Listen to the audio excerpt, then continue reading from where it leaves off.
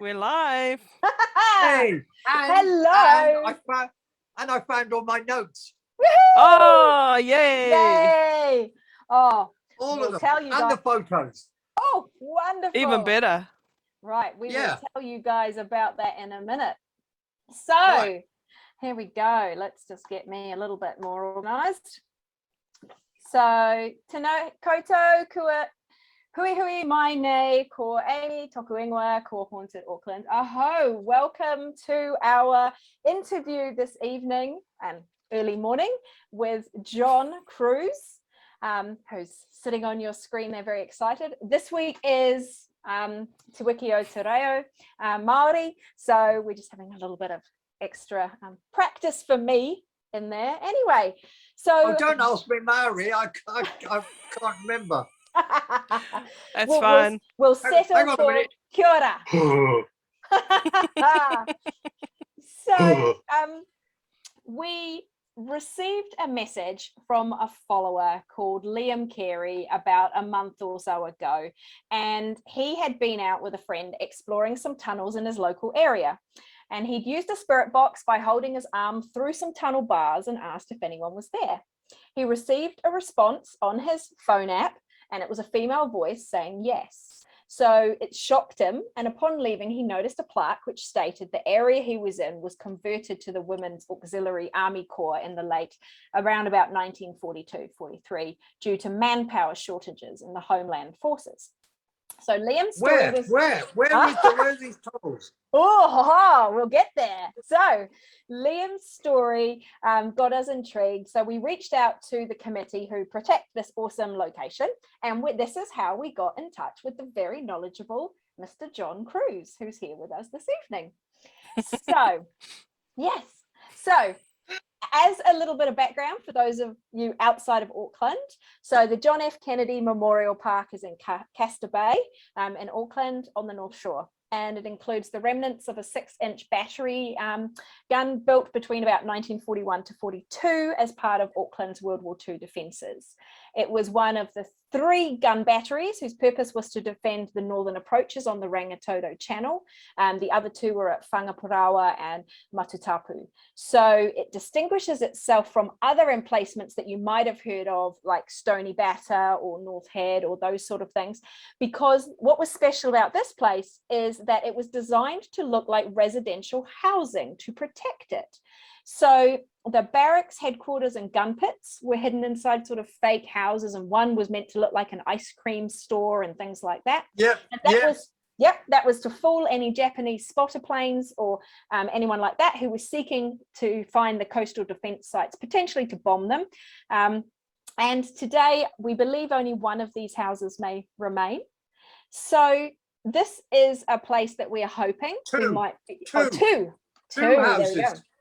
Yeah. 2 houses. So this is a place that we're hoping that we might be able to make greater connections with as part of our team. But we'd like to encourage all of you to go and explore it once we're in, out of level 4 and 3 and 2, hopefully. So these tunnels are open for guided tours during level 1 on the 2nd Sunday of every month for a couple of gold coin donation, and we really recommend checking it out. So and the contact is Chris Owen, who's the current chairman. He looks after the tours. Perfect. Nice. Yeah. So we were interested in these tunnels and going, okay, so this is a place we've never been before. We're interested in it. And so we thought we'd really like to talk to John about his experiences there, that John has spent quite a lot of time looking after this place when he was in New Zealand. He's now back in the UK. So we'll have a little chat about that. But yeah, so we just want to talk all sorts of things paranormal. We'll put a bit of Kennedy Park in there and we'll see where this chat goes, really. So kia ora, welcome, John. Thank you. Yes, welcome, so John. We're very excited to talk to you. So I'm going to hand you over to Natasha and she's going to have a bit of a chat with you. Yeah, just two of us today, but probably the first question we're going to ask is what drew you to the Kennedy Park World War II installations in the beginning? I was on the Takapuna Community Board, and we had a site meeting at Kennedy Park to look at the proposed new site for stairs going down onto the beach from Kennedy Park. So we arrived there in a sort of like little minibus, and we were looking around, and I said to one of the other community board members, councillors, what are all these strange structures here? Because they were all a bit run down and bits of concrete here, there and everywhere. And she said, oh, during World War II, it's got a very long history, but during World War II, it was a World War II battery, but it was top secret.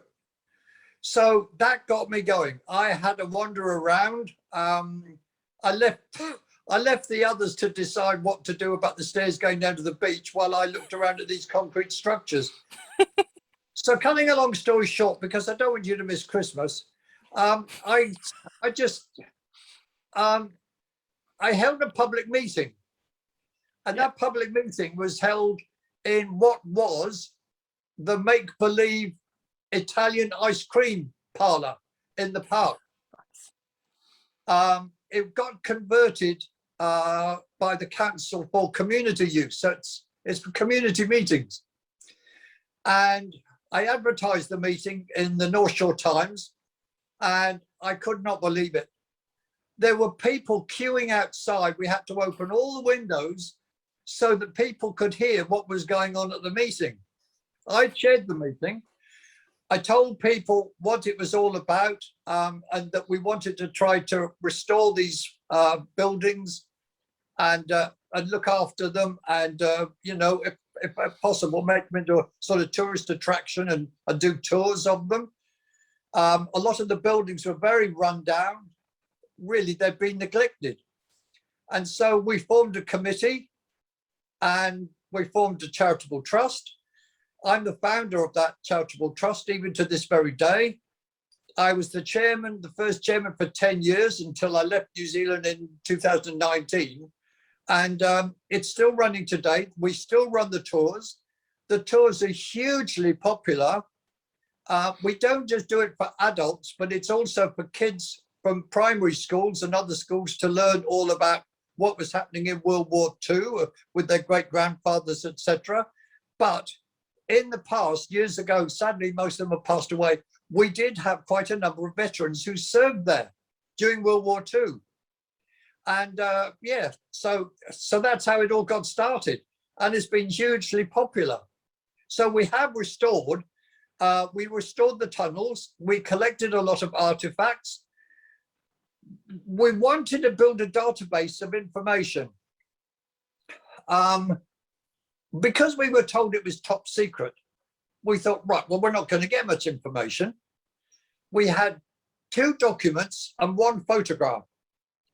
But as we went public and we told people what it was all about, and we tried to go nationwide to explain to people what we were doing, where we were, etc., etc., and we did more and more research, well, we ended up with hundreds of photographs and thousands of documents. Kennedy Park was originally used in World War I, believe it or not. I can't remember exactly every single bit of history at the moment, but it was an army campsite during World War I, but it was before concrete structures, and they just had army tents there. But a very famous German, oh, what was his name? Count von somebody or other. When all Germans are called Count von something. Yeah, he was a prisoner amongst a few other Germans, and he was up there at one point. So we have got 1 or 2 World War I photographs of generals and soldiers up there. Kennedy Park's got a wonderful history. If you want to just look up, you know, about the history of Kennedy Park, the World War II Trust, Kennedy Park World War II Trust, has got its own Facebook page and website, usual addresses. But when we were doing the tunnels, the first time we went into the tunnels, I mean, they'd had steel gates up for a very long time, and they were very rusty. I met with some of the council people and engineers by the main gate that the soldiers went into to just discuss safety issues, health issues, what was inside, what could we expect to see? Nobody knew. We had a very old key to get in the gate, armed with torches. We didn't have hard hats because we didn't know what to expect. And I'm not joking, the tunnels were absolutely chock-a-block full of graffiti. A lot of that graffiti, I mean, you've got to remember, graffiti goes back to Roman and Greek times. It's nothing modern, except that today we divide it between tagging and artwork graffiti. This was mainly just tagging with a bit of artwork. But when the soldiers left Kennedy Park at the end of World War II, and it was no longer officially a barracks, some of those soldiers wrote their names in the tunnels on the walls. But to actually get rid of all this graffiti, because we couldn't take people on tours through the tunnels, because some of the graffiti was absolutely obscene. And a lot of it was obscene. It was kids' stuff. Yep. And so we had to get rid of the graffiti. It was going to be a massive task. It was going to cost a lot of money in paint. So I went to Resine. They supplied all the paint for free. And then I got community service volunteers and other volunteers. And we set about painting the tunnels so that they would be presentable. So you probably nabbed some of the guys that actually tagged it. Yeah, exactly. Nice. Exactly. Yeah, John was here, spelled W-O-S or W-O-Z. Yeah, exactly. Oh, yeah. But today, I'm afraid some of the concrete is crumbling a bit, and engineers have been to have a look at it, because, I mean, a lot of structures built during World War I and World War II out of concrete, it was only supposed to be built for that period of time during the war. Nobody knew during the war when the war was going to end, whatever war it was. So it was, so all these years later, and of course the concrete's starting to crumble. Yeah. But it's been used, I'll tell you now, the tunnels have been used in quite a number of films. Yeah. Yeah. But let me tell you something. I've got to explain something. Can we go back to the beginning? Yep. Sure. Can I just explain something from the beginning? Right, okay. How did I get involved with the paranormal? When I was about 7 years old, well, I'll go back again. My grandmother, my mother's mother, was a practicing medium, and she was very well respected in her hometown. This is in early 1900s. And I must have inherited that, because when I was 7 years old, my mum and my auntie, we were invited to go to this person's house, and we had to get a train from Weston to Bristol, which is about 20 miles. And then we came out of the station and we were told there'd be a car to pick us up. We didn't know what. And there was this unbelievably old Rolls-Royce car with a chauffeur, and it had the running board at the sides of it. Anyway, we were going down. I was sitting between my mum and my auntie. We were traveling down this country road, and I actually said to my mum and auntie, I know what the place is going to look like before we even got there. And of course they poo-pooed it, thought it was a load of rubbish. They carried on talking. As we got nearer to the house, and it was a big manor house, there exactly as we were approaching was what I had described. I described the walls, the gate, the house, everything. I'd never seen it before, never been there, didn't no photographs, nothing. As years went by, I had paranormal experiences, lots of them. And one of the most vivid ones was I was living in a bedsit in Wimbledon, and I was lying on my bed reading a book. It wasn't nighttime. And I was aware of somebody in my room, and I just turned over to look. And there was this stockily built woman wearing a sort of like a two-piece tweed suit, except it was a skirt, pleated skirt, with a blouse, with a bow, everything like that, right? And she was just standing there looking at me. And it was real. It really was real. So the very next day, she just walked past me and went through the wall. The very next day, there was an elderly lady lived in the house in the flat downstairs. Now, she'd been in that house for years, and the house was built in about 1928. The next morning, I went down to see her and I said, oh, by the way, I said, did a woman ever live here and I gave her the description. Oh, my dear, she said, have you found a photograph of her? She said, that's exactly her. She used to live upstairs with her husband, blah, blah, blah. Anyway, that was that story. So that I was actually proven spot on right that this woman had actually lived in this flat upstairs with her husband, and I had seen her.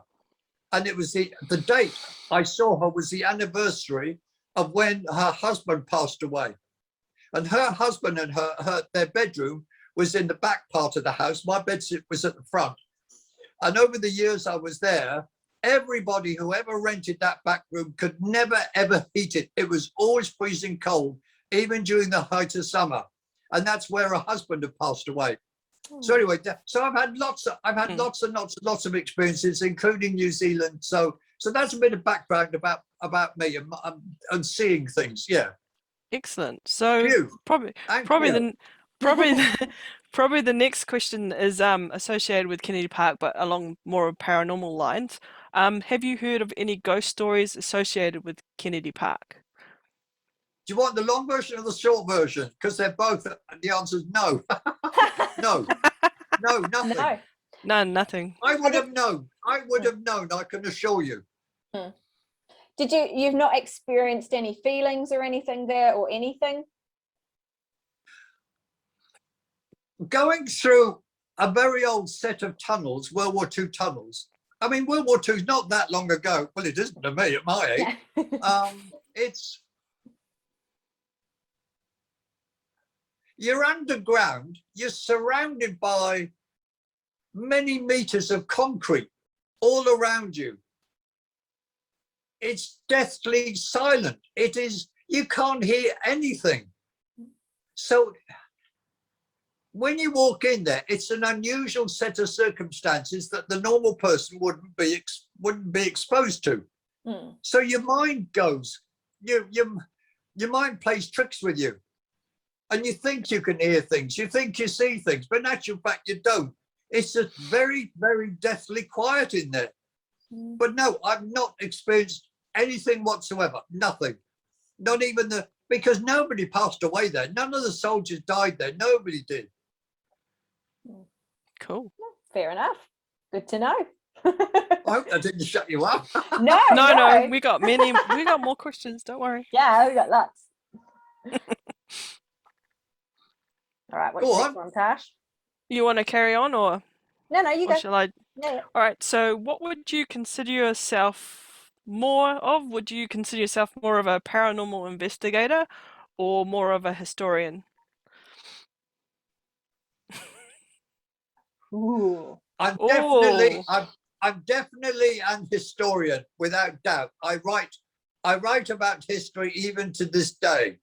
I'm writing history every single day for anything for an hour to a few hours a day on all sorts of different subjects.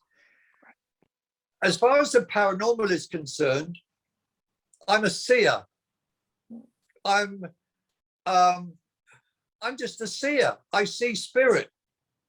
I mean, I live in an old theatre, and on the site of what was the theatre was previously a mental rehabilitation unit that was built about 1850, 1860.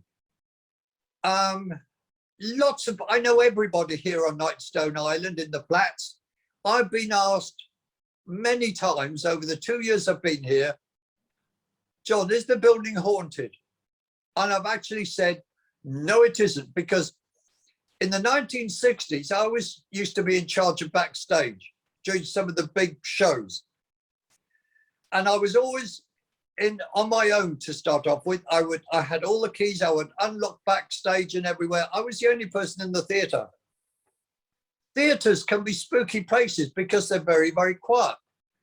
I never felt a thing even then. Today, I've been into a lot of people's flats throughout the theatre. No, nothing. There is, if there was going to be anything, I would know about it. I really would. And I mean, I've been to places. There was a National Trust. I went to a place in Cornwall called Lanhydrock House. How many of you, any of you watch Poldark? I've seen a couple episodes. Yeah. Yeah. Some of Poldark was shot at Lanhydrock House, very old. I was with there was a load of tourists going through the house, and there was loads of us. I was with my wife at the time, and we walked down this corridor, and people were looking in rooms. Some of the rooms you could go into, some of them you weren't allowed to.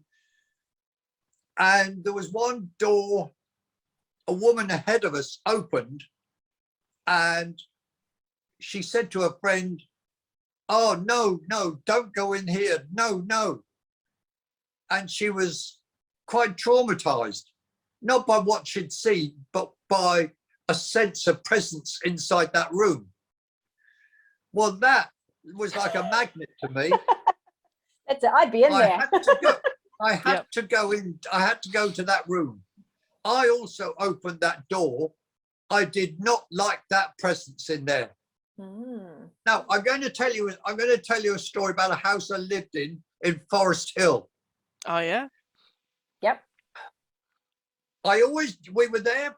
Oh God, how many years were we there? 10 years or more, something or other.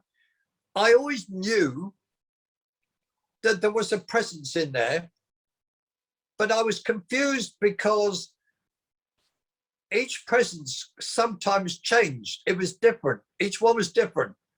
And I couldn't work that out.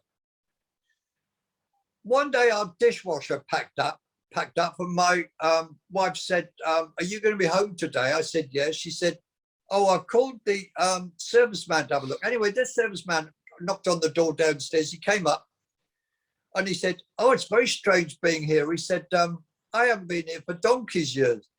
He said, "A lot of it hasn't changed." So I said, "Well, what how do you mean?" He said, "The son who used to live here with his mum and dad used to live here. And he was killed in a surfing accident in Australia." He said, "Is the shed still at the back by the swimming pool?" I said, "Yes." Now, the shed was a changing shed to keep your towels and beach things and God knows what in, pool pump equipment. I've been in there a few times and I felt uncomfortable, but I didn't know why. I couldn't see anything. I just knew there was something not right. On one wall was a circle. Inside that circle was just wallpaper. Around the outside of that wallpaper, the circle, were these tiny, tiny little holes. That's weird. This guy said to me, "Can I go in the shed?" I said, "Yes, of course you can." He said, "I want to go on my own." So I let him go. He knew the way. And he came back and he'd been crying. And he said, "That's where my friend slept a lot of the time because he played his music too loud and it annoyed his parents." He said, "But he had a dartboard on the wall." That's what the holes were. Right. He said, "But the son who got killed in the surfing accident was allegedly supposed to have, his spirit was allegedly supposed to have returned to the house." Now, another story about this house. One morning we'd been food shopping. So there was my wife and two boys, both smallish. I was small when I was a boy. And we'd just been food shopping and our front door was downstairs. We came up the stairs. I was carrying bags in the front. As I got to the top of the stairs, there was the most powerful smell of perfume, a very unique perfume. And you can walk in and out of it like this. You go, yes, no. That's legitimate technique, that. That's Yes. Sorry? that's legitimate paranormal technique. You sort of walk in, sniff it, walk out, sniff yeah, it. absolutely. Yeah. Yeah. Super technical, this is. Super technical. Yeah. Oh, yeah. So anyway. So I couldn't just stand at the top of the stairs with the others carrying shopping behind me. I walked through and they smelt it too. I said to my wife, do you recognize that smell? And she said, well, it's perfume. I said, but it's not one of yours. She said, no. So we carried on upstairs. We unloaded the shopping.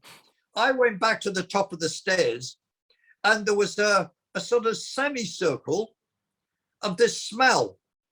And you could walk in and out of it. It was weird. It was a few days later, I went across the road to some neighbours, and the neighbours, they've been there years, and they had known the previous people to us. I told her about the lady across the road. I told her about the smell of perfume. Do you know that woman, the woman across the road, she named that perfume. She told me what it was. And she said the lady who used to live there and died there, because her legs played up, she used to come up the stairs, and just round to the right of the stair was a chair that she sat on just to get her breath back. But she had this perfume. I thought, right, okay. So I wasn't happy with that information. I was happy with it, but I wanted to know more. So I went to a chemist in Milford Mall, and I thought to myself, am I going to do this? I said I wanted to buy some perfume for my wife. I said, what's the most expensive? So I had to go through this process of smelling all these different perfumes until I did find the perfume. I found the exact perfume, and I went back to the lady across the road, and I said, blah, blah. Anyway, so there was that. So we got a priest. It took a bit of hunting down. I had to find a priest on the North Shore, on the East Coast bays, who could like exercise a spirit or more than one spirit. She arrived. We had to stand by the gate. The neighbours across the road were watching because I'd told her all about it. Yeah. She had a bowl of water, which she blessed. And she said, whatever you do, don't go at the side of me or in front of me. She said, walk behind me all the way. So we went from the front gate and we went in the entrance and we went all the way around the house, and she was sprinkling the water everywhere. And then we came back out to the place where we started at the gate. And she said, two spirits have left. She said, but there's one black spirit in there that it's too strong for me. I can't get rid of it. And the black spirit, we never found out what it was, but it was immensely strong, and it was awful. Black spirits you don't want to know about. If you come across a black spirit, back off and just run for your life. They're bad news. Yeah. Don't try to investigate too much, because yeah. Anyway, next question. Next question. So right. So all these sort of experiences have been quite sort of individual. Have you ever been involved in sort of like a little group or a team or anything like that, or has it always been individual? No, I did at one point go to a spiritual development group that was in Birkdale. Yay, Birkdale! Yeah, hooray, go Birkdale. And I'm from Beach Haven. It was just a little unit, and there was a small group of us. It was spiritual development.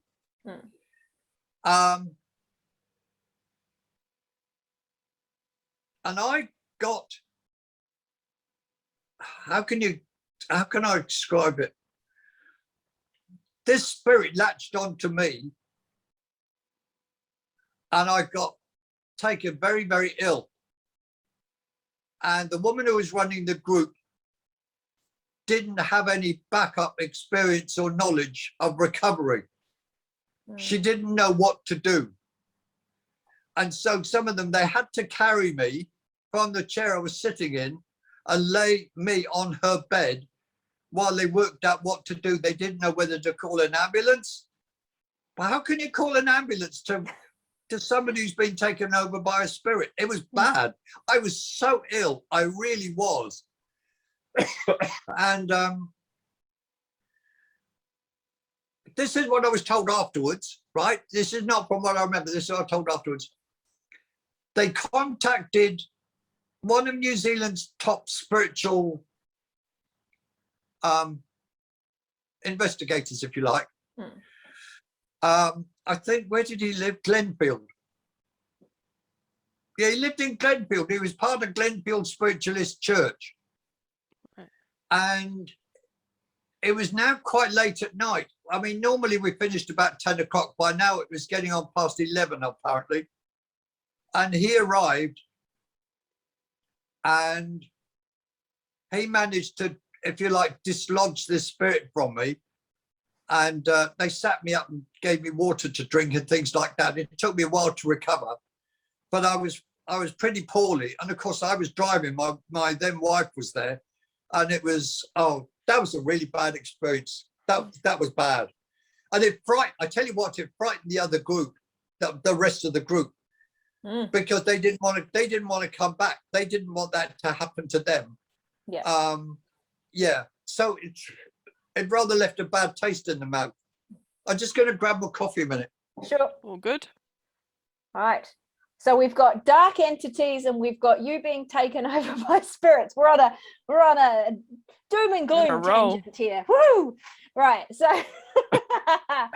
so let's sort of shift gears a bit and go, because obviously you're born in the UK, spent much of your life there.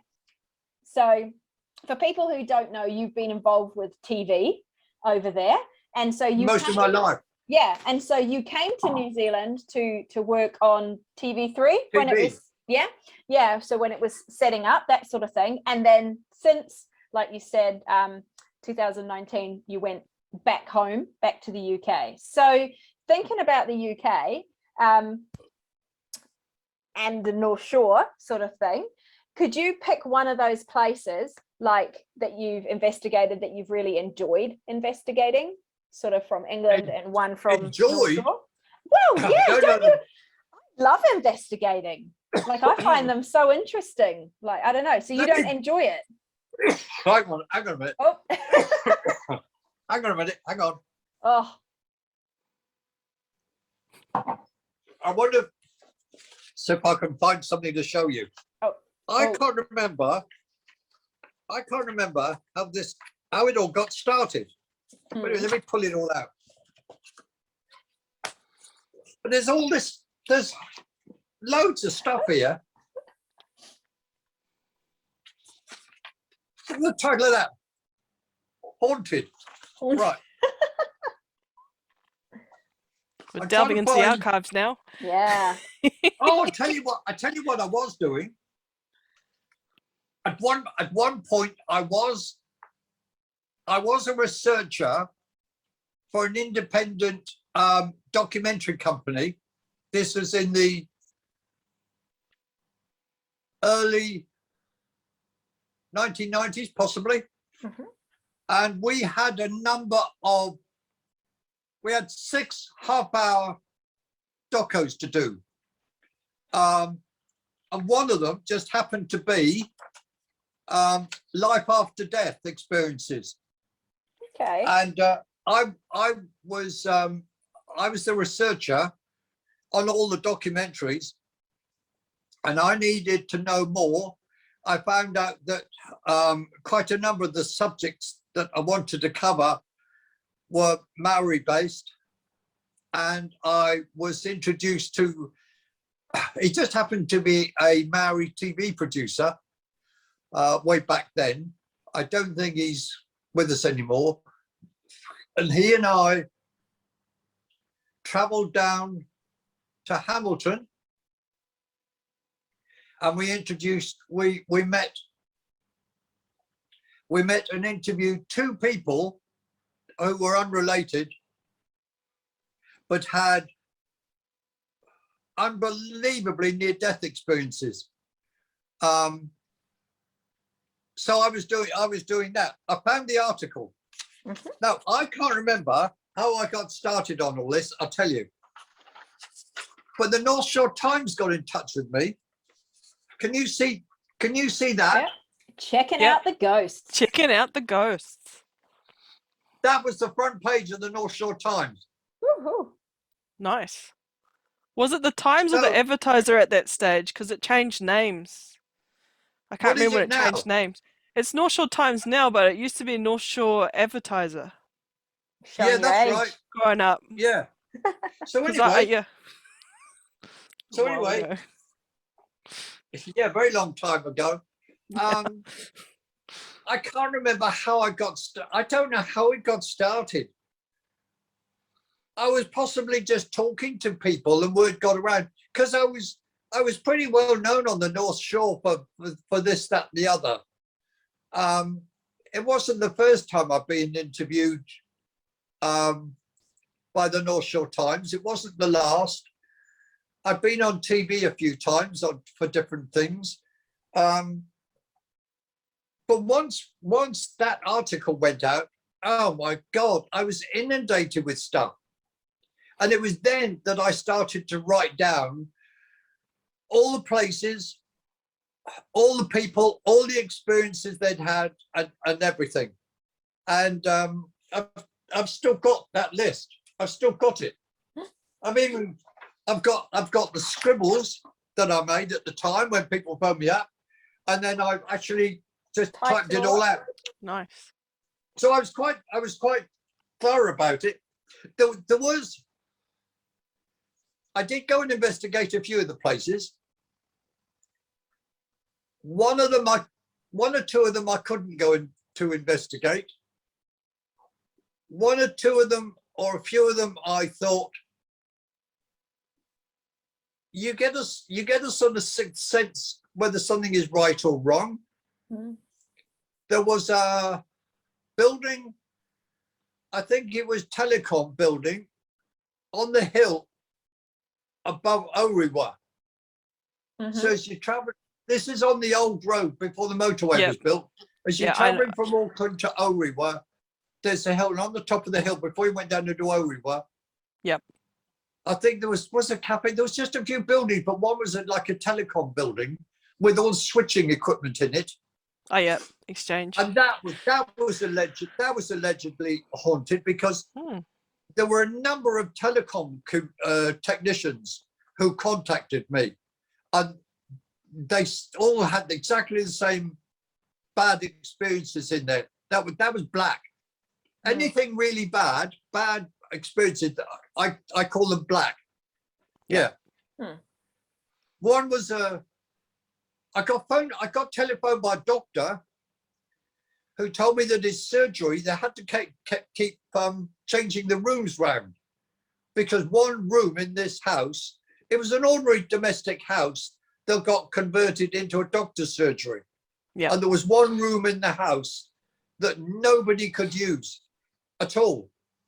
So they had to just shut the doors, not keep anything in it for anybody to go to. Staff wouldn't go in there. Patients couldn't go in there. Nobody could go in there. So they were one room short in this surgery. So there was that one. But there's loads of them here. Yeah. And Bayswater. Bayswater's got some good ones. And the next question. Okay. Hello. Tash, I've just so put now your question up. so We're now- awake. So now we've gone from haunted locations to what is your sort of take or view on haunted objects? Do you mean Do you poltergeist? believe in things like Divic boxes? Well, Divic just means bad spirit in the Jewish sort of religion. So we know that the Divic box from what's his name? I forget his name. Zach Baggins is fake. But what is your take on any haunted objects? Have you come across any, or have you been into somebody's house or a location where you know there's something that you're not supposed to touch because it maybe is be black or black spirit, as you say? An object? No. No. I knew Easy. that was coming. I knew that was Easy. coming. No. So people haunt places rather than things. If you want the long answer to that question, it's no. Oh, no, that's cool. We just got some questions that we're just slotting in that people are asking as they're watching. So yeah. All right, we'll move on from that then. So so you've told us about quite a few different places that you've investigated, and a lot on the North Shore. So have you done any of the big ones in the UK? Any of the real famous ones that have been on like Most Haunted or anything like that? Or is it mostly, you know, personal local connection?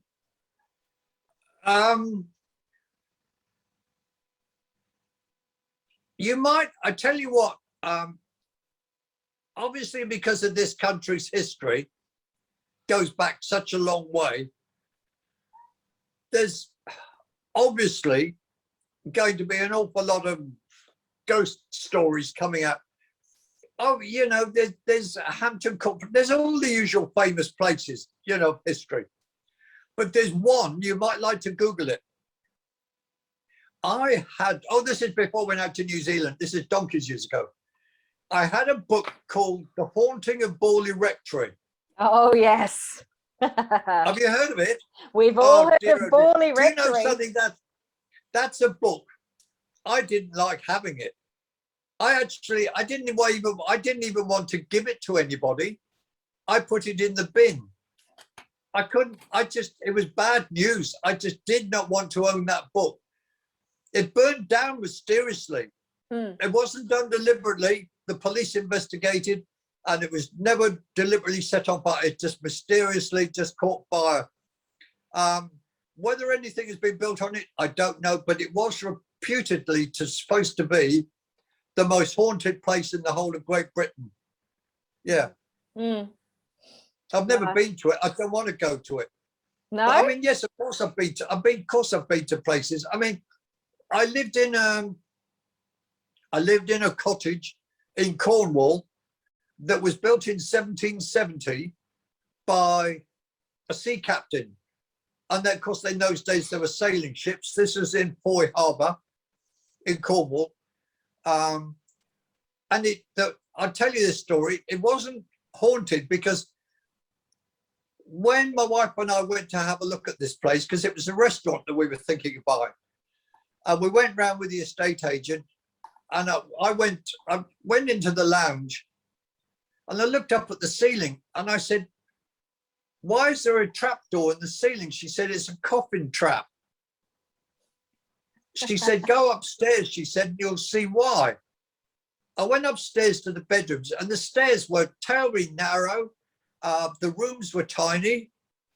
I went into the back bedroom, which was where the coffin trap was, pulled back the carpet or the rug, and there were handles attached to it. But then I noticed in one of the walls, there was a square hole at the bottom at floor level. I went through into that next room, and it was the bathroom. And then I went into another room, and there was the same thing. There was a square hole in each wall. And I said to the estate agent, "What are these? What are they?" She said, the main bedroom, usually, she said, it's where, if somebody passed away, this is very common in old houses in Devon and Cornwall. Coffins in those days were very big and heavy.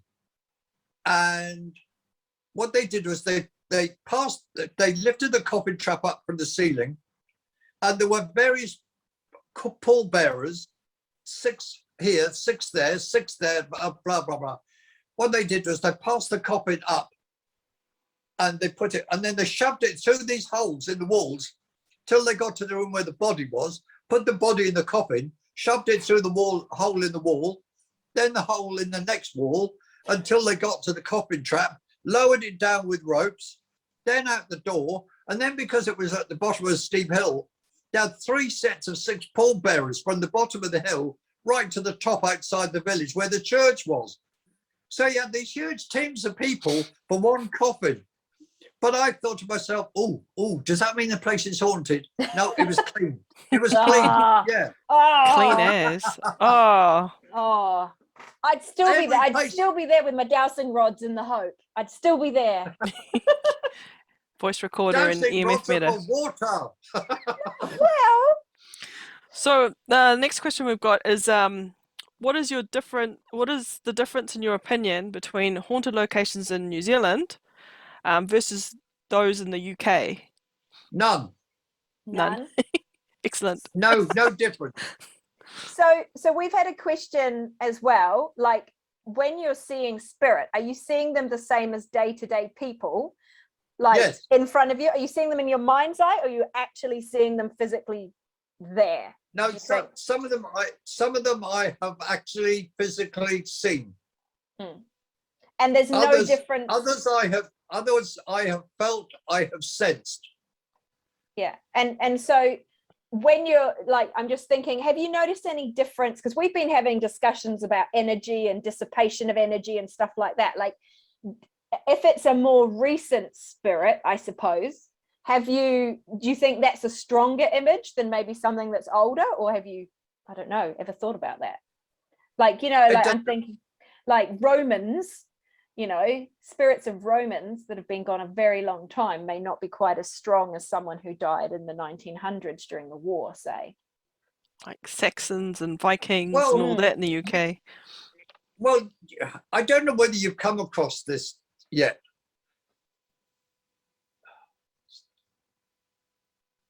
Some people, when they pass away, they don't want to go, and Yeah. they're holding on to life. There's this theory that they're suspended between the two, right? Yeah. So there's being alive and there's being completely dead. Whatever completely dead is. And then there's this space in between. There's a space in between. Being in limbo. Yeah. And there's also the very strong theory, which I believe in, is some people are killed or die very, very quickly, unexpectedly. A real trauma, like not an airplane crash. Like a murder or something, yeah. Yeah, maybe like a murder where somebody's not expecting to die and all of a sudden, bang, they're gone. Yeah. If somebody is highly emotionally charged up, their spirit is more likely to hang around for a long time than somebody who just goes straight up. Yeah. Do you understand that? Yes, absolutely. Yeah. Yeah. we understand. Well, for me, I've said, oh, you know, I don't think I would want to die. I'd want to see my daughter grow up and None of get us married. do, dear. None of us do. But you know, I could see it being one of those things of holding on. And what if you hold on for too long?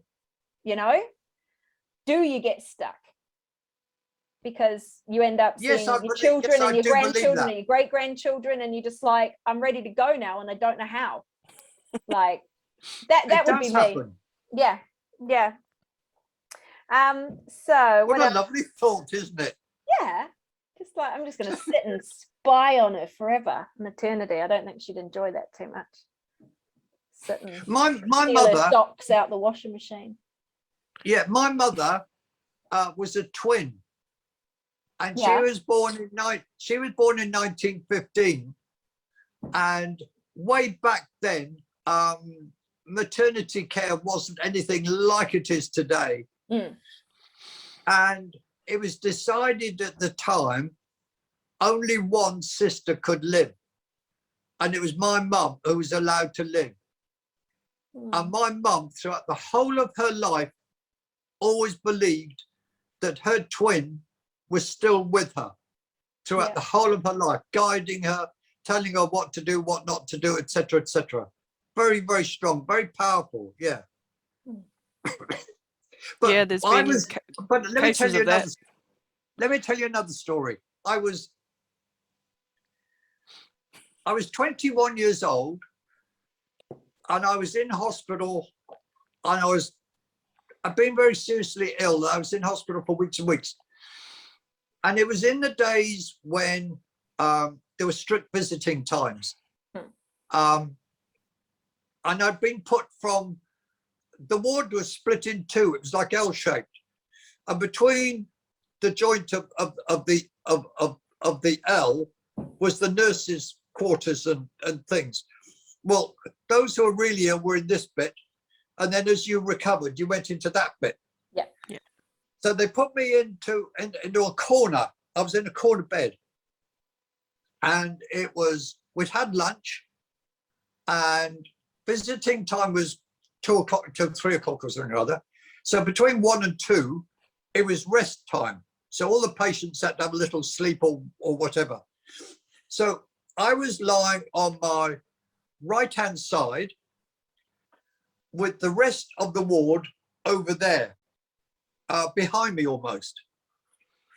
I was reading a book, and my body suddenly moved to the left, almost to the point whereby I rolled over. And I actually did look, and the side of my bed was depressed as though somebody was sitting on it. I sort of adjusted myself so I could be comfortable. And this voice, it was my grandmother telling me, "Don't be afraid." She said, "I've just come to see how you are." Now, my grandmother was a big lady. She was the one who was the practicing medium. She just said, "I've come to see how you are." And she didn't say anything else, but the bed physically went from there back up, and my body moved as well. And I actually experienced her body leaving the ward. She walked down the ward, and I felt completely and utterly at peace. I had a great sense of relief and well-being and wellness and everything like that, because I was very close to my grandmother.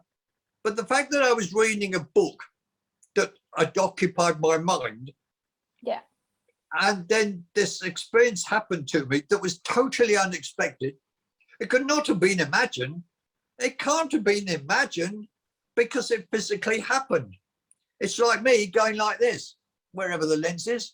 Where's the lens? There. Yep. It's like me doing that. yeah, That's physical, right? yeah, Yeah. yeah. And Go on. so all these experiences that you've had, then they're all you and your experience, and you're seeing it, you're experiencing it. So you're Yeah. not someone who goes out there with lots of pieces of equipment or anything like that. No. I use this. Or shall I say use this? Yeah. Yeah. Yeah. A sixth sense. Not everybody's born with a sixth sense. You've either got it or you haven't. Yeah. Yeah, that's fair call. That's fair. Yeah. Let me have a look. What else questions have we got? Oh, here you go. Here's one from Tess. Why do you think paranormal things are so blimming hard to capture on film or audio recordings? So why is it, do you think it's that's an extremely technical question that I can't really answer. Yeah. Listen, let me tell you, this isn't a story, this is true. Well, no, all my stories are true. What I'm trying to say is there's a very old, you can Google this, there's a very old prison in Somerset called Shepton Mallet. And it's one of the most haunted places in Somerset. And there are regular visits by paranormal investigation groups, all different ones. And they take equipment, they take video cameras, sound, you can imagine it, everything. I don't know anything about the technical side of it, of paranormal investigation, because I don't use it. I don't need to use it. I don't need a piece of equipment to prove that I know what is there. Simple. Yeah. Yeah. It's again, if you got sixth sense, you'll use it and you'll know. I don't need loads of bits of equipment. I just know, or yeah, simple. Are there ever times where you don't want to use it? Like you're sort of like, oh, go away. I don't want to be seeing things right now or experiencing things or whatever. Have you had that? Yes, in my home, in the house that I lived in when I was a teenager, we had it built, so it was absolutely brand new. It was one of a number of houses built on what was very old church ground. Now, across the road from our house, we were at the front, there was a steep bank and then there was a roadway. And the roadway had only been cut in by about 100 years, but the town was hundreds of years old. But across the road, this road was a very old church wall. And then over the wall was a graveyard. Now, here in Western, especially, you've got Worldbury, which is a hill where there is an Iron Age fort. And all around what is known as Grove Park and where the church and our house was, have been Iron Age burial pits. In medieval times, if you were a churchgoer and you passed away, you were buried within church ground. You had a tombstone, etc., etc. If you were a vagrant, if you were a witch or whatever, because it was all superstition in those days. If you were a vagrant or something or other, or you were not a churchgoer, you could not be buried in consecrated ground. So you had to be buried on the other side of the church wall. And you didn't have a gravestone, nothing. It was an unmarked grave. And very often nobody attended. You were just buried. We moved into this brand new house. I think I was maybe 11 years old or something or other. My bedroom was at the front of the house, along at the end of the landing. As you came out of my bedroom door, there was a spare bedroom on the right. There was the banister rail going down the stairs. Straight ahead was the bathroom, toilet, and then my parents' bedroom, and then you went downstairs. It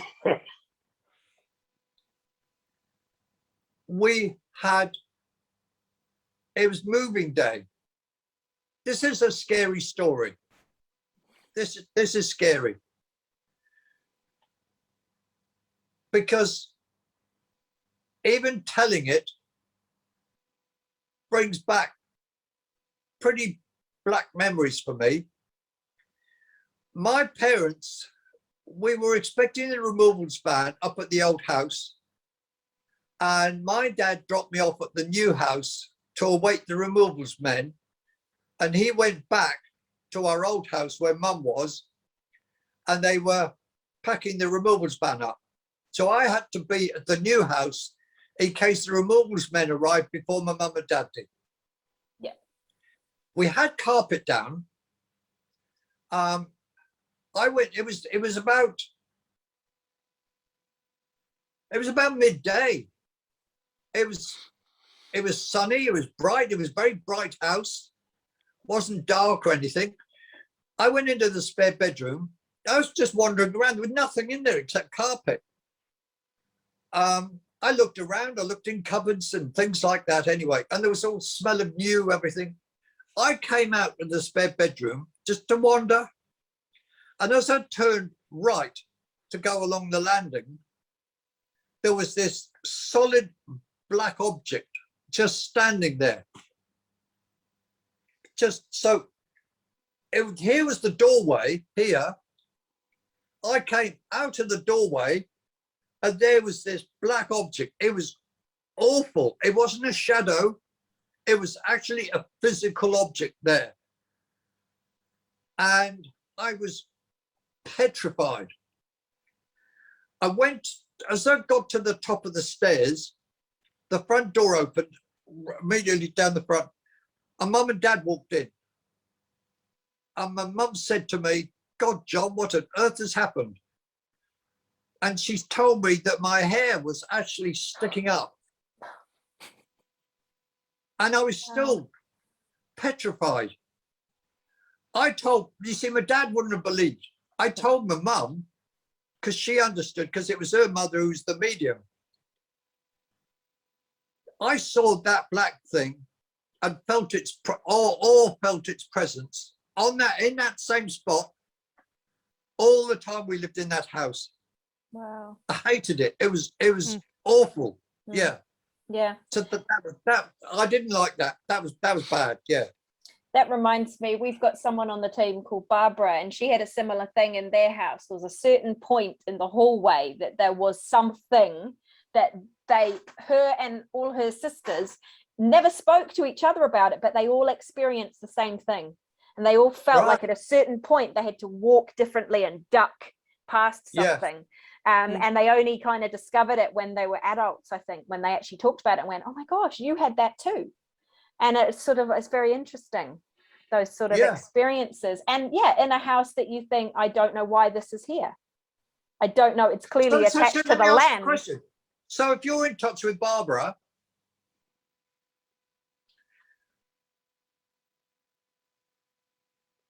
is she able,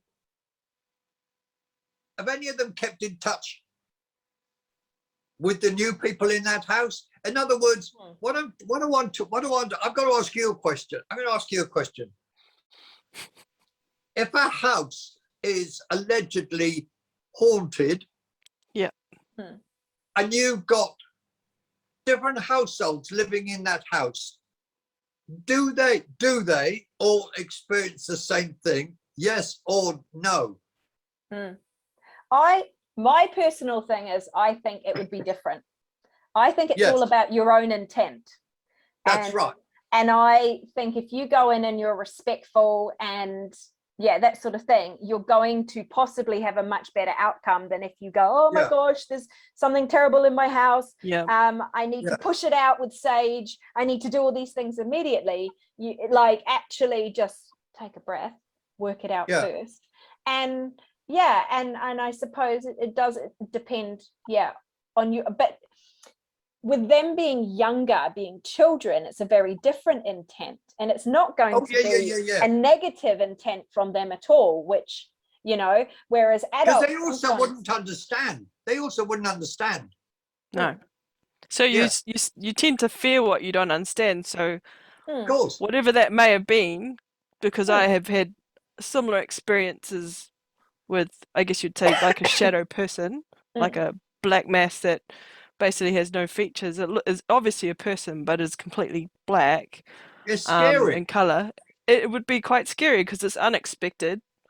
You don't expect something like that to show up in your house, and then you sort of put a negative connotation on it, and it could have been just in your case, one of those poor people who were marked as a witch and possibly tortured to death and then buried outside of consecrated ground, just being like, oh, hello, who is this new person in my house or whatever may have been there at the time, or where they were buried, like, well, just having a look, to Can I ask you another question? Sure. Yep. When you're doing paranormal investigations, have you ever been told to protect yourself with white light? Do you know about that? Yes. Do you know about protecting yourself by surrounding yourself with white light? Yes. No, you do? Yeah. Good. Although sometimes you deliberately let that drop because you're kind of going, let's see what happens, which is not great. No. But you do. No, it's not a good idea. No. But when you've been at a place quite a lot, sometimes you might go, you know what? I'm going to just see what happens today. and yeah, take the risk. Yeah. But Yeah. you wouldn't, I guess it, like, for example, you would not go into somewhere like King Seat Mental Hospital and not use your white light. Is that the ones it's in West Auckland?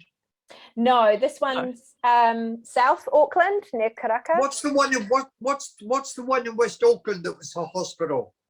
That was haunted. Carrington. Been there. yeah, Carrington. Yep. Been there. I was filming in there. Oh, I was When going it to was- say, when it was all that- were you a resident? Been there, stayed there? No. No, I was. I knew the history of the place. You know, when I saw the call sheet, as it's called, with the address of the location, I went, oh my God, because a lot of the equipment was just left. There are still documents. Then there were still documents, papers, chairs, tables, office equipment, medical equipment still there. It's as though everybody just rushed out the building. Now it's a college. It's been a college for a while. Yeah. Yes. But one or two of the crew, when we first arrived, went, oh my God, you know, here, they'd heard of it. They knew about it.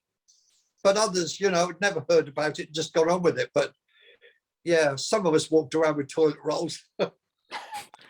Wasn't it called like the creek's name Oakley Creek? Wasn't it called Oakley Hospital? Oh, I don't know. I think that was the old hospital before they had all the buildings spread out as Carrington. So Uh, talking about, yeah, so you're there filming and things. Like, have you, like, in the TV studios or anything like that, ever seen anything? Because, you know, we hear these stories about, I don't know, Sid James haunting the theatre where he had his heart attack and died and stuff like that. Do you have anything, like any famous people? No, studios? not famous people. I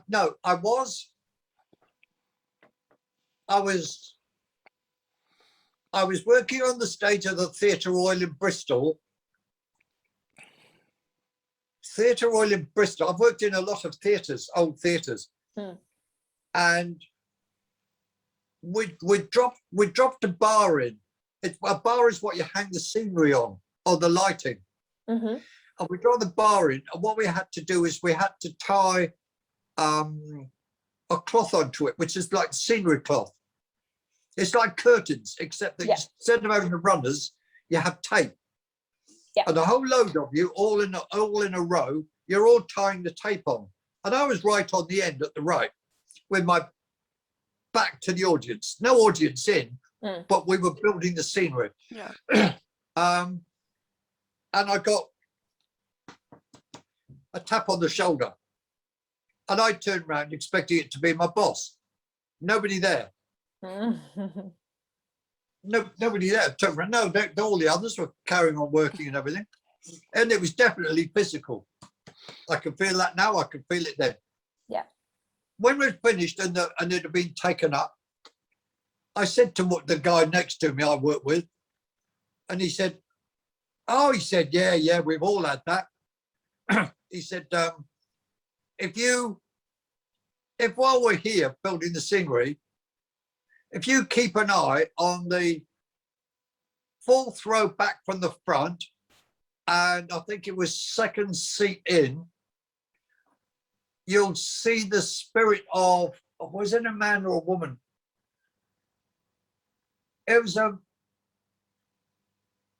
man. It was a guy who used to work at the theatre a very, very, very long time ago, but it was his life. He lived his job, and he just loved the theatre so much, and so his spirit returned there.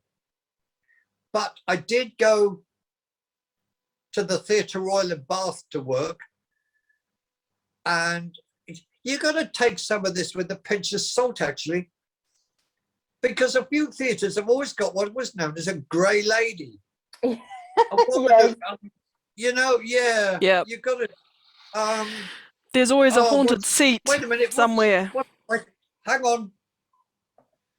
Queen Street in Auckland. Oh, what's the name of the The theatre Civic? in there? The Civic? Civic or the St. Civic James? Haunted. Mm. The Civic Haunted. Mm. That's Oh, that I went to investigate. I must have, and I was with somebody, and I didn't like the feeling there. No, I can't say there's any famous people that I've known to haunt anywhere. No. When I die, I might haunt the BBC. That'd be great. nice. We'll see you on future BBCs. Yeah, Just Yeah, lurking around on the floor. that'd be awesome. Yeah. Anything else?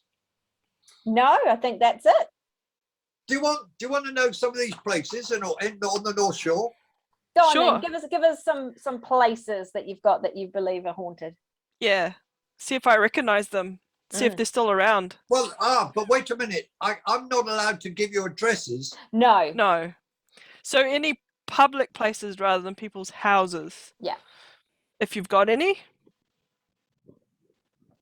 There is at Bayswater. There is a Maori chief's son who was killed in a battle. I've got a photograph of the area where he haunts.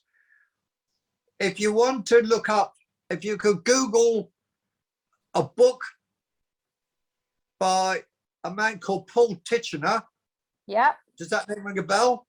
No. Sounds familiar. I think he was mayor of North Shore City or something. He wrote a book called Beginnings. If you Google that, and if you could get up what he's written about beginnings, that the Maori chief's son is in there. Okay. Lake Road, Bayswater, 1951.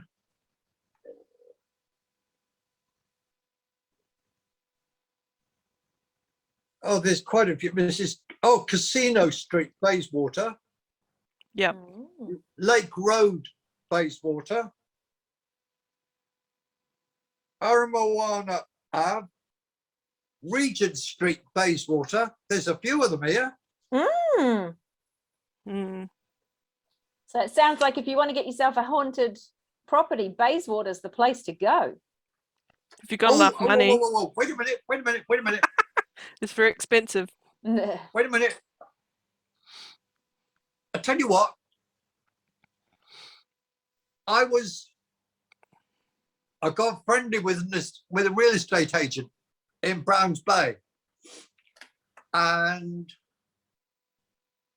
she knew who I was and what I was doing. I used to be on the public speaking circuit, right? For community organisations around the North Shore. I did it for 6 years, and one of the subjects I did was haunted places on the North Shore. I think that's how I got to know this estate agent. And she said that in Browns Bay, and you go up the hill as though you're driving north towards Torbay, and there's a sharp bend round, and there's a house on the right on the bend that was constantly on the market. People would buy it, find that it was haunted, and put it back on the market again. And this house was constantly on the market. And all I know is that I knew this house was always on the market. Let me have a look at these. Beach Road, Browns Bay.